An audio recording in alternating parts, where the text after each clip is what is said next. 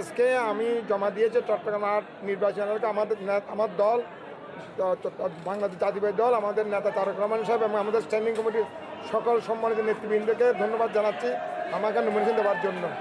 আমি আজকে অত্যন্ত উৎফুল্ল বোধ করছি এবং আল্লাহর দরবারে শুকরিয়া জানাচ্ছি যে আমি এই যে দুর্ঘটনা হয়েছিল সেখান থেকে আল্লাহ তাআলা আমাকে উদ্ধার করে একটা নতুন জীবন দিয়েছে। আমি আশা করি এই নতুন জীবন আমি আমাদের বিশেষ করে জনগণের জন্য আমি খেদমত এটা আমি ব্যস্ত থাকবো, উৎসর্গ করব এবং এইটা বলে আমি আজকে বিশেষ করে এই দিনে আপনাদের সকলের সহযোগিতা চাই।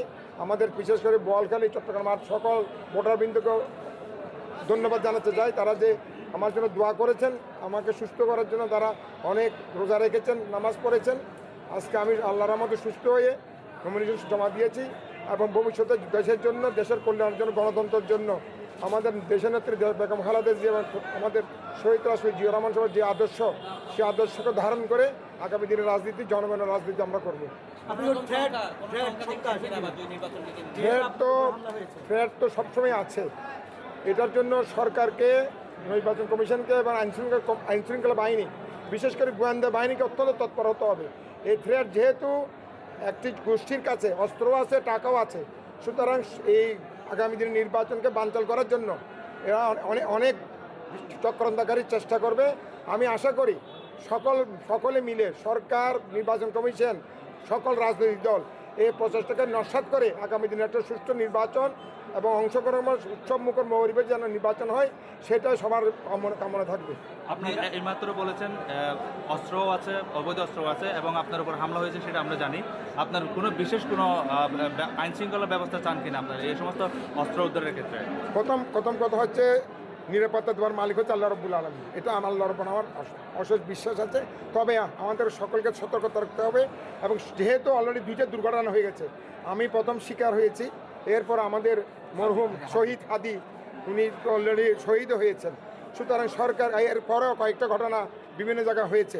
তা আমি মনে করি এগুলি থেকে সরকার বা আইনশৃঙ্খলা বাহিনী, গোয়েন্দা বাহিনী, আমাদের সশস্ত্র বাহিনী যারা নিয়োজিত আছেন তাদের তৎপর থাকতে হবে এবং যারাই নমিনেশন দিচ্ছেন সকল ক্যান্ডিডেট সকলকে এই নিরাপত্তার ব্যাপারে তারা তো সহযোগিতা দিতে হবে সরকারকে।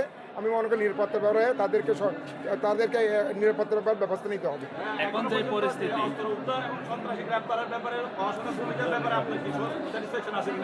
আমি অস্ত্র উদ্ধার ব্যাপারে কোনো স্যাটিসফ্যাকশন আমার এখনো নাই, কারণ কোনো উল্লেখযোগ্যভাবে গত 1.5 বছরে আমরা প্রতিবার বলে যাচ্ছি সরকারকে, বিশেষ করে আমি জেলা আইনশৃঙ্খলা কমিটির একজন সদস্য হিসেবে আমি প্রতিটা মিটিংয়ে সবসময় অন্যান্য রাজনৈতিক দলও বলেছে, আমিও বলেছি এবং আমি চাই যেসব অবৈধ অস্ত্র আছে এগুলি উদ্ধার হয়ে যেন বাংলাদেশে একটি সুন্দর পরিবেশ সৃষ্টি হয়, সেটা ব্যবস্থা সরকার যেন করেন এবং নির্বাচন কমিশন যেন করেন। নিরাপত্তার জন্য আপনি এটা হচ্ছে না, এটা কি সদিচ্ছার অভাব, না তারা এগুলি কোনো ধরনের গাফিলতি করছে বা তারা বুঝতে পারছে না? কারণ সরকার চাইলে তো, গোয়েন্দা বাহিনী চাইলে তো ধরতে পারে, তো তারা এখনও পর্যন্ত কোনো উল্লেখযোগ্য এই ধরনের কোনো আইনশৃঙ্খলা বাহিনী কোনো ধরনের অস্ত্র বা সন্ত্রাসীদের ধরতে পারেনি। বরঞ্চ যেসব সন্ত্রাসীরা জেলে আছে তাদেরকে জামিনের মধ্যে মুক্ত হয়ে তারা কিন্তু ঘোরাফেরা করছে। এটা কিন্তু বড় দেশের জন্য বড় থ্রেট মনে করি আমি। আপনার ব্যক্তিগত কোনো নিরাপত্তা ব্যবস্থা চান কিনা আপনি? ব্যক্তিগত নিরাপত্তা অবশ্যই চাই। আমি এখনও পর্যন্ত যেহেতু অ্যাপ্লাই করি নেই, আমি অ্যাপ্লাই করব। আমি চাইবো আমাকে নয়, শুধু সব যারা নির্বাচনে অংশগ্রহণ করছেন ক্যান্ডিডেট আছে তাদেরকে যেন নিরাপত্তা সরকার ব্যবস্থা গ্রহণ করে। এই পরিস্থিতিতে সুষ্ঠু নির্বাচন সম্ভব কিনা আপনার মতামতটা একটু জানতে চাইব। সুষ্ঠু নির্বাচন অবশ্যই সম্ভব, কিন্তু সরকার, আইনশৃঙ্খলা বাহিনী এবং নির্বাচন কমিশনকে যথেষ্ট সাহসিকতার সাথে এবং তারা বলিষ্ঠ ভূমিকা রাখতে হবে। কারণ তারা মুখে বলতেছে, এটা মুখে বললে তো হবে না, এটা আমরা বাস্তবে দেখতে চাই।